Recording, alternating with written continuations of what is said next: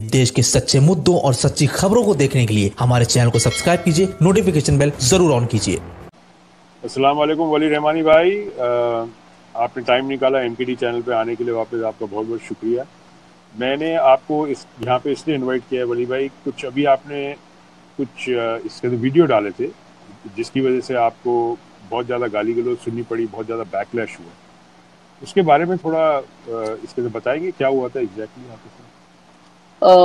अभी भाई आपका बहुत धन्यवाद कि आपने मुझे बुलाया वापस, क्योंकि जिस दिन से मैं ये डिसीजन लिया था कि मैं आज से वीडियो नहीं बनाऊंगा, मैं उस दिन से बहुत सदमे में था और अफसोस कर रहा था अपने इस डिसीजन पे, क्योंकि वो डिसीजन मैं इमोशनली और गुस्से में जाकर ले लिया था।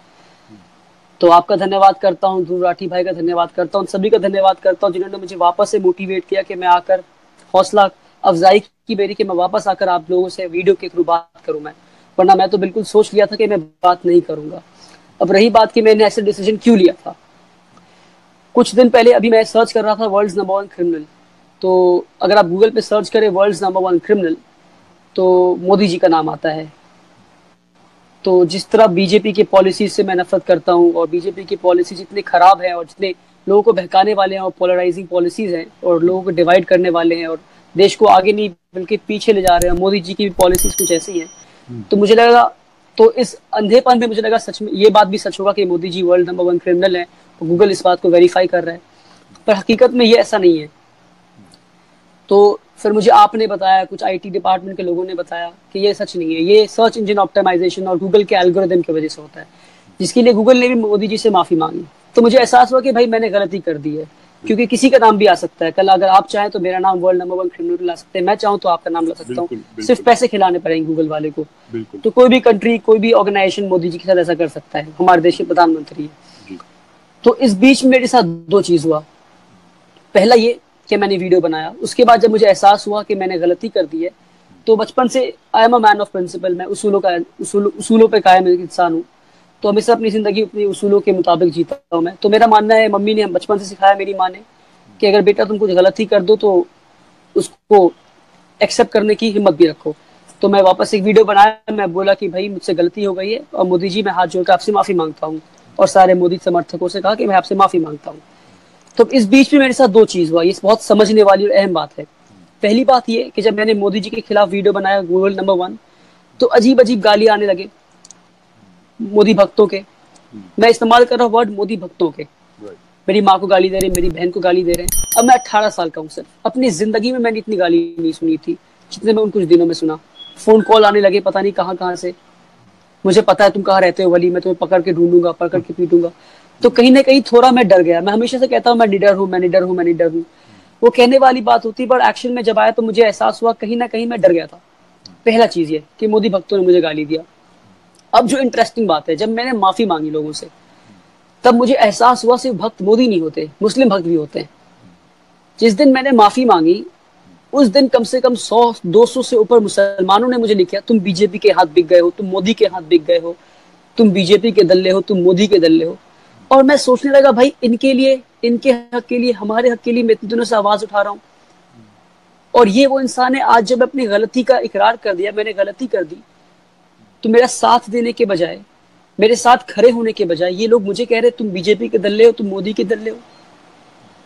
तो मैं सोचा क्या फायदा ऐसे ऐसे लोगों के साथ काम करके, ऐसा है वली भाई, और ऐसे लोगों के लिए वीडियो बना के। इट इज़ वेरी अनफॉर्चुनेट जो आपके साथ हुआ है, ऐसा होना नहीं चाहिए।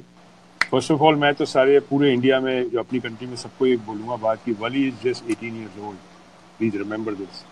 आप में से कितने लोग हैं 18-19 साल के, या आपके बच्चों में ऐसे कितने बच्चे हैं जो आज की तारीख में इतना ज्ञान रख रहे हैं जितना वली बोल रहे हैं? जो भी गाली गलौज करते हैं वो बेसिकली उन्होंने ज़िंदगी में कुछ हासिल नहीं किया। वली मैं आपको क्रिएट बताता हूँ, गाली गलौज वही करता है आदमी। आप कभी भी सभ्य आदमी को, जो आदमी अपनी लाइफ में अचीवर को कभी आप गाली बकते हुए नहीं देखोगे। वो सिर्फ गाली जब बकते हैं जब उन्होंने 2 पैक डाउन होते हैं, जब दारू पिए हुए होते हैं, तब ये गाली गलौज होती है।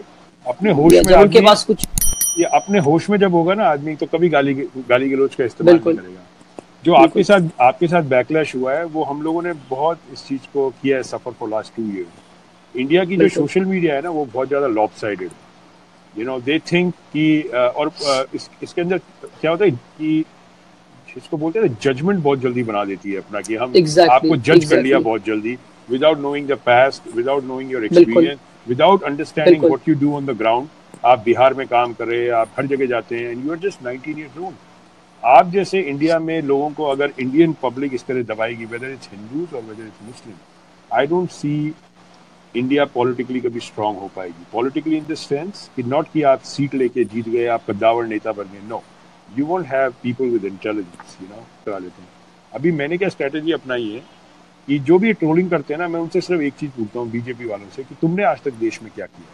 एंड आई बिल्कुल keep on asking them again and again, prove me, prove me, prove me. End of the day they vanish. You know, these guys are losers. चाहे वो कोई भी ट्रोल हो, चाहे वो कांग्रेस के ट्रोल हो या आम आदमी पार्टी के ट्रोल हो या बीजेपी के ट्रोल हो, these guys are losers, these are non achiever. achiever जो होगा ना, वो 1 मिनट में आपको जगह दिखा देगा. ये बिल्कुल बात है. तो मुस्लिम समाज को मैं सिर्फ इतनी रिक्वेस्ट करता हूँ, ये हरकतें ना करें.